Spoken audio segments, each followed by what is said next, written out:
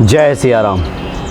सब सुख लहे तुम्हारी सरना, तुम रक्षक काहू को डरना। श्रद्धा और विश्वास के सहारे बड़ा सा बड़ा कार्य भी संभव हो जाता है। श्रद्धा और विश्वास अगर नहीं है तब चाहे हम कुछ भी कर लें बात बनती नहीं है। कई बार लोगों से जब बातचीत होती है तो अक्सर ये बातें तो सुनने को मिल जाती हैं कि हमने इतने पाठ कर लिए, हमने इतने उपाय कर लिए, लेकिन बातों के क्रम में श्रद्धा और विश्वास की कमी की झलक स्पष्ट तौर पे दिखाई देती है।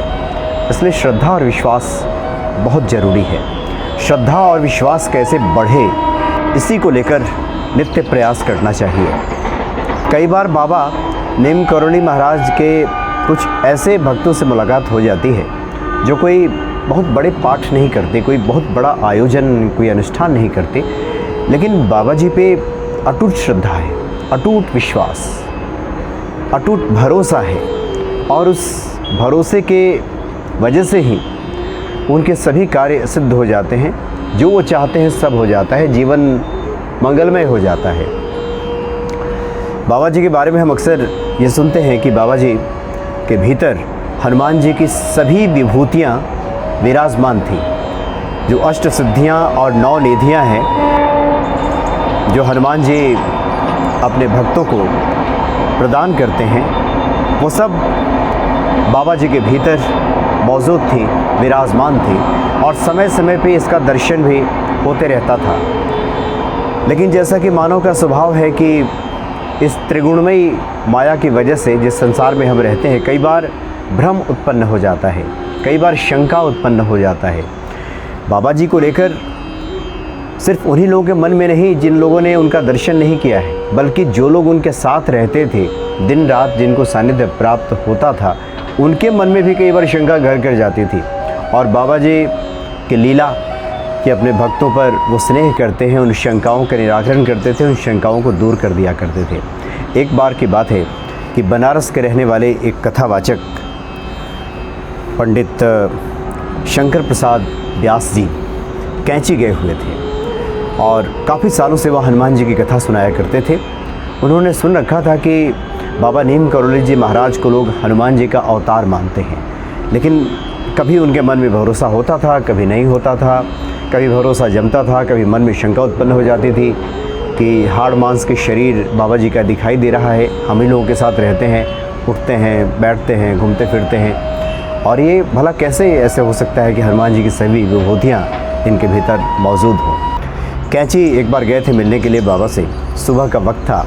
बाबा जी ने कैंची के आश्रम के जो सामने वाली सड़क है उस पर टहलने की इच्छा व्यक्त की, तो पंडित शंकर प्रसाद व्यास जी के साथ वो बाहर निकले। टहलते टहलते उन्होंने अपना हाथ रख दिया शंकर प्रसाद जी के कंधे पर और एक सहारा लेकर के टहलने लगे बाबा। शंकर प्रसाद जी के मन में उसी वक्त एक ख्याल आ गया कि लोग तो इन्हें कहते हैं कि ये तो हनुमान जी के अवतार हैं, हनुमान जी की सभी विभूतियाँ इनके भीतर हैं, लेकिन ये तो मेरा सहारा लेकर चल रहे हैं, इनको चलने में भी शायद दिक्कत हो रही है, कठिनाई हो रही है, ये भला कैसे अवतार हो सकते हैं, क्या ये अवतार है भी क्या, और कैसे हम मान लें कि ये हनुमान जी के अवतार हैं, हनुमान जी की शक्तियाँ इनमें विराजमान हैं, कैसे मान लें हम, किसी ने कह दिया और हम मान लें, ये हम नहीं करेंगे। ऐसा इसी तरह के विचार उनके मन में चल रहे थे और बाबा जी का हाथ उनके कंधे पे। थोड़ी देर के बाद उन्होंने महसूस किया कि ये जो हाथ कंधे पे रखा हुआ है उसका भार बढ़ता जा रहा है, वो काफ़ी भारी होता जा रहा है, इतना भारी होता जा रहा है कि अब सहना मुश्किल होने लगा धीरे धीरे। इतना उसका वज़न बढ़ गया उस हाथ का कि जी चाहता था व्यास जी को कि हाथ को हटा दें, लेकिन इतनी महान विभूति ने अगर कंधे पे हाथ रखा है तो शिष्टाचारवश, लज्जावश और बहुत सारी बातें मन में आने लगी कि बाबा जी कहीं बुरा न मान जाए। वो हाथ हटा भी नहीं पा रहे थे और उस हाथ के बोझ से वो दबे जा रहे थे, उन्हें चलना मुश्किल हो गया। वो बार बार घूम के देख रहे थे हाथ की तरफ, तो देखा कि हाथ तो बिल्कुल वैसे ही है जैसा कि होता है, उसकी ना आकृति बदली है, ना आकार बदला है, लेकिन भार बढ़ गया है। इसी उधेड़ बुन में, परेशानी की अवस्था में, पसीने से वो लथपथ हो गए, चलना उनका मुश्किल हो गया। अब तो ऐसा लग रहा था कि वो गिर ही पड़ेंगे। अचानक उनके मन में आ गया कि लगता है कि उनके उनसे दृष्टता हुई है, गलती हुई है। हनुमान जी से क्षमा प्रार्थना करने लगे कि प्रभु, आपके भक्त की हमने परीक्षा लेनी चाहिए है, उस भक्त की जिसमें आपकी सभी विभूतियाँ विराजमान हैं, मौजूद हैं। मेरे मन में ये ख्याल इस तरह का आ गया है, मुझे क्षमा करें। और जैसे ही उनके मन में ये ख्याल आया, ये भाव आया, हनुमान जी की तो कथा वो कहते ही थे। हनुमान जी इसके सामने जब उन्होंने क्षमा प्रार्थना की, बाबा जी का हाथ हल्का हो गया और बाबा जी ने स्वयं अपना हाथ हटा लिया और बाबा की तरफ, बाबा ने व्यास जी की तरफ मुस्कुराते हुए देखा और दोनों एक दूसरे की बात समझ गए कि बाबा जी अपने लीला के माध्यम से क्या बताना चाह रहे थे।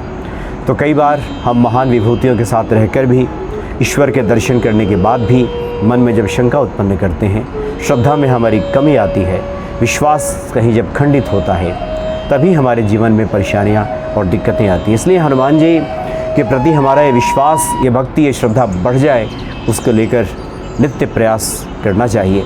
और जिनकी भक्ति, जिनकी श्रद्धा, जिनका विश्वास अगर टूट है श्री बाबा नीम करोली जी महाराज के प्रति, श्री हनुमान जी के प्रति, वो तो कोई बड़े अनुष्ठान नहीं भी करें, बैठे बैठे बस ध्यान कर लें, स्मरण कर लें बाबा जी का, उनके सभी कार्य सिद्ध हो जाते हैं, मनोरथ पूर्ण हो जाते हैं। तो अलौकिक हैं बाबा नीम करोली जी महाराज, और हनुमान जी तो परम दयालु हैं ही। जय सिया राम।